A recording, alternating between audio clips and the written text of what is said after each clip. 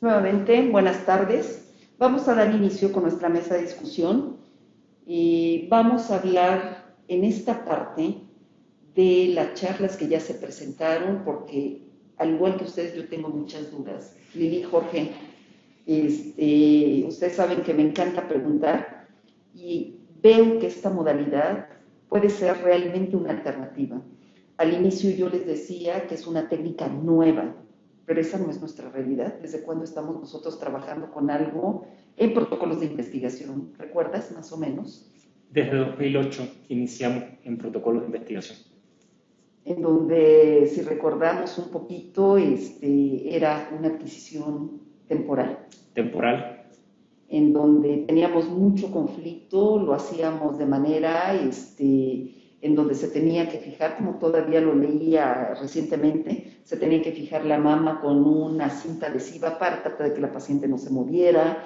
Al inicio nos costó mucho trabajo ver esa parte del paso del medio de contraste porque hacíamos compresión muy constante y muy severa, y eso pues nos impedía ver muchas cosas. Hoy la tecnología ha avanzado. Y viendo esto, yo te quiero preguntar particularmente, Jorge, yo creo que todos los que nos dedicamos a la imagen de mama y específicamente vemos la mamografía y vemos la mamografía contrastada, la primera pregunta que surge es, ¿qué tan factible es, si yo tengo un mamógrafo o un mastógrafo digital, poder implementar esta técnica? ¿Cualquier mastógrafo puede aceptar este software o qué necesitamos hacer? Bueno, para hacer una mejora e incluir mastografía contrastada es necesario que sea compatible la licencia de mastografía contrastada con el mastógrafo que están utilizando. Como regla de dedo, pueden usar este criterio. Si el mastógrafo puede ser mejorado para adquirir tomosíntesis, es muy probable que también pueda ser mejorado para adquirir mastografía contrastada. Sin embargo, depende de cada fabricante. Esta es una pregunta que debería hacer a su proveedor con el modelo de mastógrafo que tiene. De regla general, si tienes tomosíntesis o la posibilidad de obtenerlo, es muy probable que también puedas mejorar a mastografía contrastada. Gracias, Jorge. Viendo la aplicación que tiene la mastografía contrastada, y antes de pasar a la discusión de cada una de ellas, me preocupa la técnica, me preocupa el pensar que una paciente vamos a realizar un procedimiento de tipo invasivo. Se habla de la aplicación de contraste, que bueno, el riesgo-beneficio siempre tiene que prevalecer y siempre debemos de tener la conciencia de que la indicación clínica tiene que ser la adecuada y el tener a nuestra paciente segura. ¿Qué me dirías tú con respecto a la aplicación de contraste, doctora Moreno? Ya nos decías en tu charla que a pesar de que hay bajo riesgo, ¿qué debemos de cuidar en estas pacientes? Porque vamos a aplicar un contraste iodado. Es cierto que día a día estas sustancias han mejorado y hoy ocupamos medios de baja osmolaridad que nos permiten tener menos complicaciones con las pacientes. Bueno, como bien lo decía el físico Jorge, esto requiere también de un entrenamiento adicional de quien vaya a realizar la mastografía. Preferentemente debería de haber un médico radiólogo durante el estudio para que tenga la capacidad de reaccionar, y si no, que la técnica radióloga que va a realizar el estudio tenga esa capacitación para saber qué hacer en caso de alguna reacción alérgica, ya sea leve, moderada, y esperemos que jamás tengamos una severa o fatal. En este caso, como también se tiene para tomografía y resonancia, doctora, pues hay medicamentos. Cuando sabemos que hay alergias leves o pacientes que tienen alergias continuas a varias sustancias, se prefiere a veces premedicar un día antes de la tomografía, de la misma resonancia, y en este caso creo que podría aplicar para la mastografía contrastada con algún tipo de antihistamínico, un día previo y unas 2 horas antes del estudio para bajar ese riesgo de alergias leves. Estoy hablando de rash, estoy hablando de sensación un tanto molesta pero muy tolerable. Para las reacciones moderadas y severas, pues sí tendríamos que tener la capacidad de reacción en el aspecto de tener algún tipo de medicamento como hidrocortisona, etcétera, y saber cómo aplicarlo. Eso es importante. En segundo lugar, también Hay que ser muy precisos en que la contrastada, al igual que los estudios de resonancia magnética, tienen indicaciones bien precisas, doctora. ¿Por qué? Porque como usted bien lo dijo, es un método invasivo, bueno, es un método de imagen que va a llevar algún tipo de invasión. En este caso se va a aplicar vía intravenosa una sustancia que muchas veces las pacientes desconocen si son alérgicas o no. Entonces, no podemos, digamos que a diestra y siniestra, realizar este tipo de estudios. Ya sea para todas las que dijimos anteriormente, deben de estar bien indicadas, se debe de tener la preparación de la paciente con revisar su creatinina, revisar su tasa de filtración glomerular. Claro, si el riesgo-beneficio, es un decir, vamos a poner el ejemplo de aquellas pacientes que esperamos que todas tengan por arriba del 90% esa tasa de filtración glomerular para saber que el riñón está en óptimas condiciones. Pero ¿qué pasa con aquellas pacientes que requieren el estudio y que tienen esa tasa de filtración decrecida? Entre el 60 y el 80%, si la indicación es clara y la paciente se va a beneficiar del estudio, se realiza dicho estudio.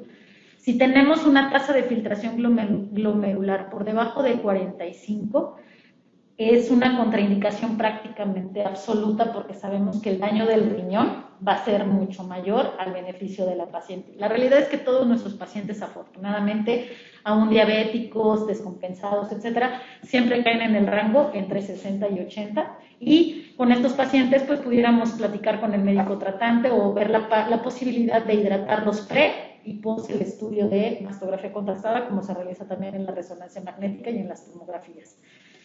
No recuerdo si con eso quedó contestada la pregunta. Creo que más que una duda es hacer un énfasis en que el hacer una mamografía que ya implica un riesgo porque estamos empleando radiación ionizante. Acuérdense que hay mucha controversia todavía entre los cánceres inducidos por radiación. Ahora le estamos sumando un medio de contraste no iónico de baja osmolaridad que puede generar reacciones alérgicas.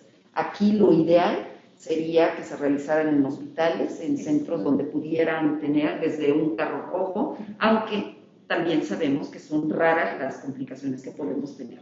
Por lo tanto, aquí a manera de mensaje, toda paciente que nosotros vayamos a someter a un procedimiento como es una mamografía contrastada o incluso una resonancia magnética, tiene que estar perfectamente establecidas las indicaciones, las limitaciones y las contraindicaciones. Pasando a otro punto, que también me parece importante, Jorge, a mí me surge una duda legítima. Nosotros sabemos que hay varias indicaciones de la mamografía contrastada que las equiparamos a la resonancia magnética. Yo veo una gran ventaja a la mamografía contrastada por los costos, los tiempos, lo que ya se dijo. Pero me queda la duda con respecto a la radiación. Sabemos que es similar a la de una mastografía, una mamografía digital, ¿no? Pero sabemos que la nueva técnica o la técnica de adquisición es baja y alta energía. Nos hablan de la baja energía, en donde es equiparable a la mamografía convencional que todos conocemos y que con eso podemos nosotros hacer una evaluación. Física y técnicamente, yo podría tener una única mamografía de una paciente que llegue con indicaciones, es una mujer de altísimo riesgo porque tiene ya alteraciones genéticas, tiene un BRCA1, BRCA2, sabemos que es portadora de estos genes alterados y que tiene mucho más riesgo para desarrollar cáncer. Además, fue radiada por alguna otra situación y tiene ya algún otro cáncer detectable. Entonces, vayan sumándole, ¿no? Todo el riesgo. Es una paciente que sí o sí va a tener cáncer. Dime si yo puedo de entrada con ella decidir una mamografía contrastada sin hacer la convencional. Bueno, la respuesta como físico médico siempre es: si está indicado el estudio, prevalece el beneficio por encima del riesgo de usar radiación. Okay. Pero tiene que seguir un criterio consensado de indicación. ¿Está indicado sí o no? Ahora, sí se puede hacer una mastografía contrastada eliminando la convencional. Ahora, cada vez que adquieras una mastografía contrastada vamos a tener una convencional. Y esta convencional es equivalente a haber hecho una sola anterior. Hay un artículo, no recuerdo ahora el nombre de la persona, en el que compararon mastografías convencionales con la de baja energía de la mastografía contrastada, y en su grupo de pacientes tenían hallazgos similares. La reducción en la dosis es como del 10%. O sea, lo que se lleva la adquisición de alta energía es como un 10% de la dosis total.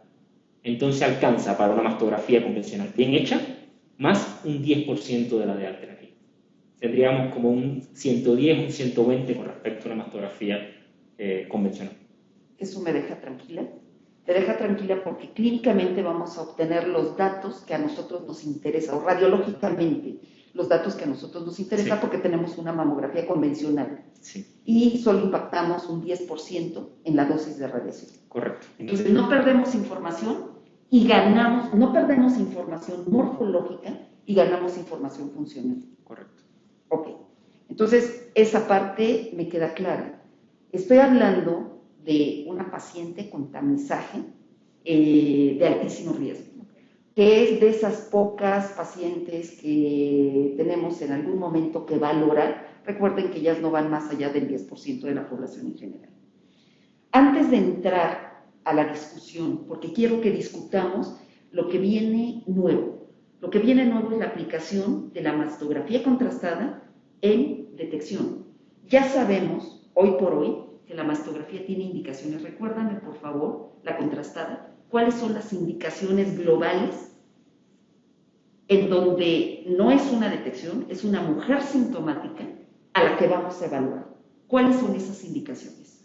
Prácticamente, doctora, pues son las mismas de la resonancia magnética. Entonces aquí hablamos de respuesta a tratamiento en pacientes que son llevadas a quimioterapia. O sea, esto quiere decir que la paciente ya tiene un diagnóstico de cáncer, va a ser llevado a un tratamiento que se va a llevar a cabo con quimioterapia de manera de reducir el tumor, lo más que se pueda, los tumores que tenga esta paciente, y finalmente llevar a un tratamiento quirúrgico, etcétera, pero posterior a la reducción del tumor. La segunda indicación sería tamizaje de pacientes de alto riesgo, tomando en cuenta y haciendo mucho hincapié que el alto riesgo es de 20 a 25% mayor a la población general, porque hay riesgos del 10, hay riesgos del 7, hay riesgos del 15, y no se consideran mujeres de alto riesgo ni que deben de llevar como alternativa un estudio funcional. Segundo, para hallazgos multifocalidad, multicentricidad y bilateralidad, también tomando en cuenta el alto riesgo de algunas de estas pacientes, o en el caso, por ejemplo, del cáncer lobulillar, que tendemos más frecuentemente a tener multifocalidad y multicentricidad y también bilateralidad, también sería una de las indicaciones. La otra sería la valoración de la extensión de la enfermedad, que también puede ser en el caso de las microcalcificaciones, que aclaro, ninguno de los dos métodos, ni resonancia, ni en este caso la mastografía contrastada, van a valorar como tal las microcalcificaciones. Eso se hará en la mastografía convencional. Pero los hallazgos subyacentes o asociados a estas microcalcificaciones, porque muchas veces no tenemos un grupo único, sino tenemos esos famosos grupitos tan dispersos, que en este estudio funcional nos va a dar la capacidad de ver la real o la verdadera extensión de esa enfermedad.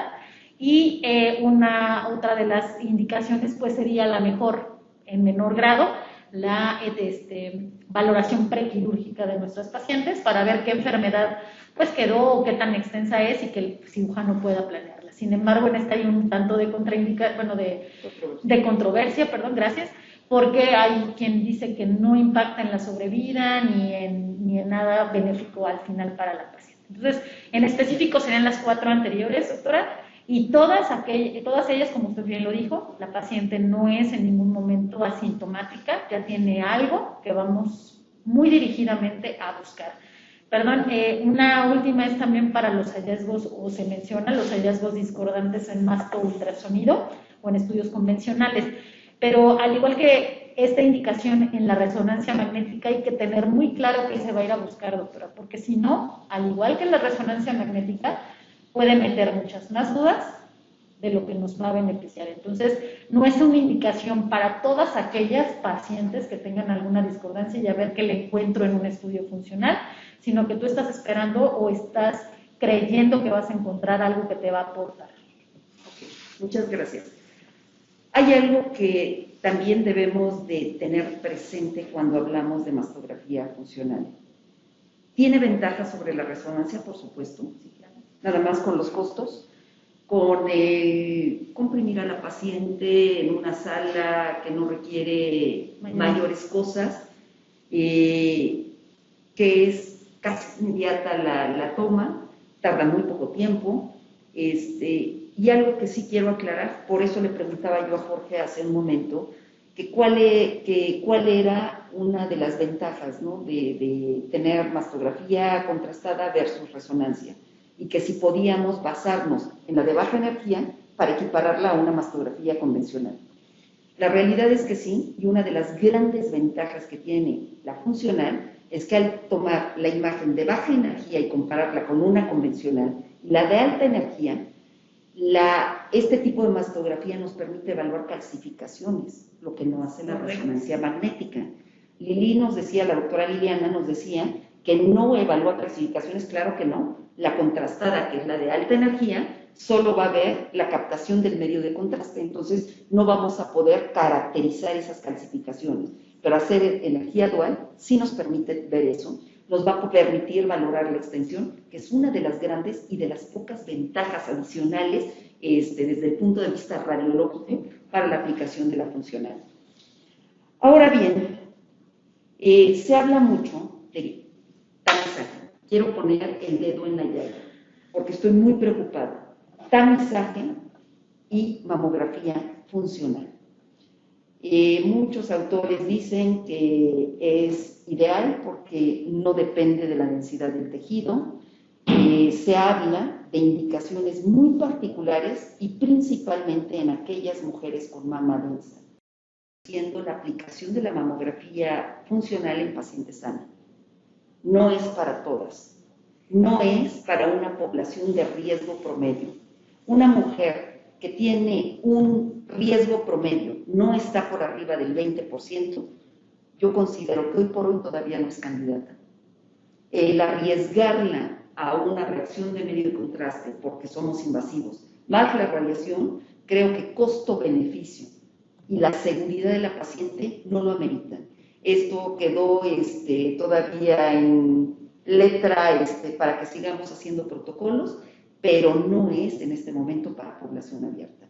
Entonces, nuevamente vamos a dar estas indicaciones. La literatura reporta tamizaje en mujer riesgo promedio cuando tiene mama de muy alta densidad, es extremadamente densa, o también en aquellas mujeres, y que se sumen a que llegan a hacerse un tamizaje y hay rellamado.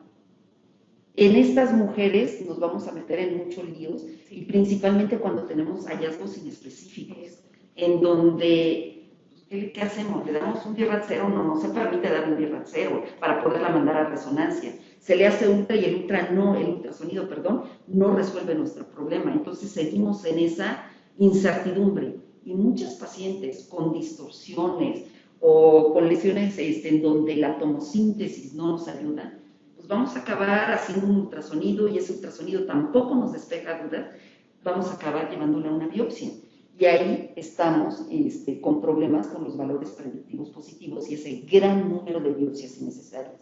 En estos casos, creo que particularizar, así llegando a qué tipo de paciente, es paciente que fue sometida a una mastografía de tamizaje, tiene mama densa, y a eso le aunamos que tiene hallazgos inespecíficos que no nos pueden sacar de duda. Una de las alternativas con estas pacientes es llevarlas a resonancia y/o mamografía con contraste. Llegamos a la parte de nuestra charla, ya acotando todo esto. La parte de nuestra charla son las indicaciones, ya lo decíamos, de las otras indicaciones. Y vamos a englobar a nuestra paciente, que ya es una paciente que tiene cáncer, es una paciente como la mayoría de nuestras pacientes. Recordar la primera diapositiva que les puse, en donde la prevalencia va hacia arriba en todo el mundo. En países desarrollados o industrializados, la mortalidad va disminuyendo. Y esto no se lo atribuimos exclusivamente a la detección. Recordar que la mastografía, aunque sabemos que es buena, no es buena para todos. ¿Por qué? Porque puede dejar de detectar cosas o detectar cosas que no son cáncer. Entonces, partiendo de ello, cómo vamos a situarnos en la paciente que tiene cáncer.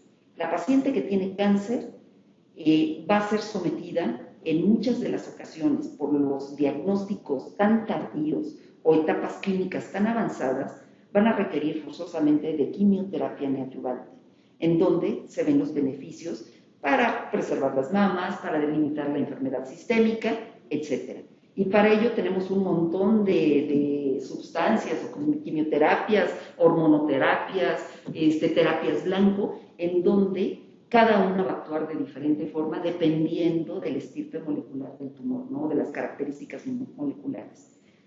Hablando específicamente de la respuesta a tratamiento, doctora Liliana, sabemos qué tipo de pacientes son sometidas a este tipo de tratamientos previo a un control local. ¿Cómo hacemos nosotros el seguimiento en la mayoría de sus casos? ¿Y qué propondríamos para estas pacientes hoy que contamos con mastografía contrastada y resonancia magnética? Bueno, doctora, en el caso de la resonancia magnética, pues no cabe duda que es un excelente método de imagen. Sin embargo, una alternativa, sobre todo a los tiempos que se ocupan para una mastografía. Yo creo que el principal problema es en un centro oncológico como el nuestro, la única patología no es el cáncer de mama. Aquí vemos todas las patologías o todo el tipo de cánceres. Entonces, compite, como bien lo decía el físico Jorge, con toda esa gama de patologías. Entonces, al tener una alternativa exclusiva para mama o para ese seguimiento que es la mastografía contrastada, podemos echar mano de ella, doctora. ¿Por qué? Porque baja el tiempo, o sea, la adquisición es exagerando desde que llega la paciente, la inyecta, se toma las proyecciones, a lo mejor 8 o 10 minutos que te lleve, 10 minutos, vamos a llamarlo así, contra muy rápidos aún los abreviados de la mastografía de la resonancia magnética, te debe de llevar alrededor de 20-25 minutos. Entonces, creo que es una alternativa buena. Podemos aplicar como lo veíamos, los criterios de RECIST para medir y la respuesta al tratamiento es equiparable, porque haríamos el protocolo que nosotros llevamos a cabo aquí es una mastografía, ultrasonido y la resonancia inicial antes de la quimioterapia o de iniciar la quimioterapia, y por lo menos una resonancia magnética posterior o ya que terminen los ciclos de quimioterapia y previo a que decidan el tratamiento o el manejo quirúrgico de esa paciente. Entonces, en ese lapso podemos perfectamente ocupar la mastografía contrastada porque es equiparable. Creo que es en la parte en la que podemos llevar a cabo ese gran beneficio para nuestros pacientes y a lo mejor dejar de competir con los tiempos que la resonancia magnética está ocupada por otras patologías. Yo quiero contar algo aquí. Decías 20 minutos, Jorge. ¿Cuánto tiempo te lleva la mastografía contrastada? Porque hay un tiempo, desde la aplicación hasta la realización del estudio, en que te dicen sí, en este periodo es cuando la tienes que hacer y no te puedes pasar porque entonces ya está perdido el contraste. Desde que inicias la administración del contraste hasta que adquieres la última imagen, tienes aproximadamente 7 minutos. Si te pasas de los 7 minutos, es probable que la última adquisición se haya lavado el medio de contraste. Entonces son 7 minutos dentro del equipo, desde el inicio de la administración hasta que terminas con la última proyección. A lo que te refieres es desde que llega la paciente, preparas todo tu equipo, te firma consentimientos informados, haces todo el interrogatorio hasta que sale la paciente. Vean que nosotros podemos optimizar estos tiempos y algo que nosotros tenemos controlado es que hicimos un estudio muy reciente en donde vemos los tiempos de realización de una mastografía aquí en el instituto, una mastografía convencional, y no pasa de 4 minutos. Las 4 proyecciones habituales. Por supuesto que en este tiempo podríamos tomar alguna proyección adicional en donde veamos mejor la lesión. Podemos hacer alguna otra, tenemos que hacer la mastografía bilateral, que nos permite ver si hay bilateralidad, multifocalidad, multicentricidad. ¿Estamos de acuerdo? Sí. Perfecto. Entonces, ya para abreviar esto y pasar nada más a la discusión de casos, me gustaría, Jorge, que dieras un mensaje acerca de la mamografía contrastada, específicamente desde la óptica del físico médico? Ok, bueno, primero, la mastografía contrastada es una alternativa para los lugares donde no hay resonancia, costo efectivo. Eso es un mensaje que se ajusta mucho a los países en vías de desarrollo, donde hay poca resonancia. Segundo, solo utilizarla siguiendo indicaciones clínicas. No es una técnica para hacer exploración abierta con pacientes. Tiene indicaciones clínicas, tiene recomendaciones, apegarse a ellas. Y tercero, requiere personal entrenado. Aunque es más sencillo que una resonancia magnética, igual los técnicos tienen que estar entrenados y los médicos tienen que estar entrenados para leer los estudios. No es llegar, poner un gabinete, quiero mastografía contrastada, empecemos a hacer. Muchas gracias, Jorge. Doctora Moreno. Efectivamente, como bien lo dice el físico Jorge, es una gran alternativa para países en desarrollo en los cuales no se tiene la infraestructura ni la capacidad a veces de tener un resonador a la mano, y es una herramienta muy útil para pacientes oncológicas. Estamos hablando en el ámbito ya de una paciente oncológica, para su seguimiento, bueno, para terminar un buen diagnóstico, para hacer un seguimiento en caso de ir a quimioterapia neoadyuvante o en el caso de que requiera una adecuada valoración más allá de la mastografía y el ultrasonido. Y como radiólogos, pues es una herramienta más a la cual nos vamos a habituar. Sin embargo, doctora, no es una herramienta desconocida, es una herramienta que es, creo, fácil para nosotros que nos dedicamos al área de mama, ya que pues se basa en nuestro gol estándar, que es la mastografía que todos los días interpretamos y que es más fácil de equiparar.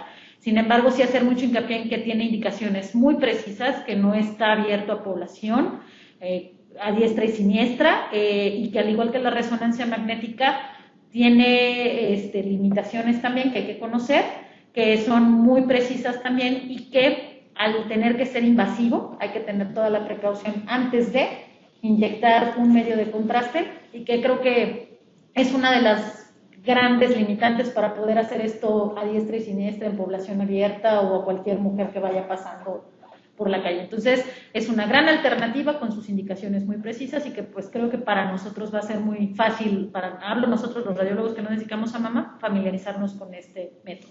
Ok, muchas gracias, doctora Morena. A mí lo único que me queda por decirles son dos cosas que creo que son esenciales. Si nosotros no tenemos un control de calidad óptimo en una mamografía 2D, mucho menos la vamos a tener en una mamografía contrastada. Sí. Recuerden que la gran desventaja o la gran limitante de la mamografía contrastada es áreas anatómicas que no están a la vista como en la resonancia magnética, que ya se mencionaron, las regiones axilares, las regiones pegadas al pectoral, y, por supuesto, cadenas ganglionares internas tampoco las vamos a ver, a diferencia de lo que sí se puede hacer con la resonancia. Por lo tanto, se requiere de un posicionamiento óptimo, con una compresión óptima, para que podamos tener una buena mamografía de baja energía o 2D convencional, para poder después tener la el segundo disparo, que es la de alta energía, y poder ver esa sustracción con el medio de contraste. Esa es la primera gran conclusión que debemos de sacar. La segunda, y recientemente lo leí, en donde la aplicación de la mamografía contrastada en los centros radiológicos debe de tener 3 tiempos precisos: el antes de la realización, durante la realización y posterior a la realización. Recordar que no se puede ir nuestra paciente, en cuanto terminamos el estudio, se escanaliza y ya vete a tu casa. Hay que evaluar en ese momento las condiciones de la paciente, etcétera, y ver lo que hemos obtenido en nuestras imágenes. Entonces, el antes creo que es lo más importante, siguiendo por la fase de adquisición, el durante. El antes es seleccionar al paciente, ver las indicaciones, explicarle a la paciente qué se va a hacer, porque también hay mucha literatura que dice la paciente acepta mucho más fácil el hacerse una mamografía contrastada que una resonancia. Claro, y más si le cuesta. Cuesta 4 veces menos, 5 veces menos o no sé cuánto. Pero la realidad es que, nuevamente, indicaciones específicas, obteniendo un beneficio radiológico un beneficio clínico con seguridad del paciente y con calidad. Muchas gracias, terminamos aquí nuestra presentación. Agradecemos a todos el estar con nosotros y espero que haya sido de utilidad. Les dejamos al final algunos de nuestros correos, por si quieren ponerse en contacto, ya que estamos a distancia, nos limita el poder tener interacción con todos.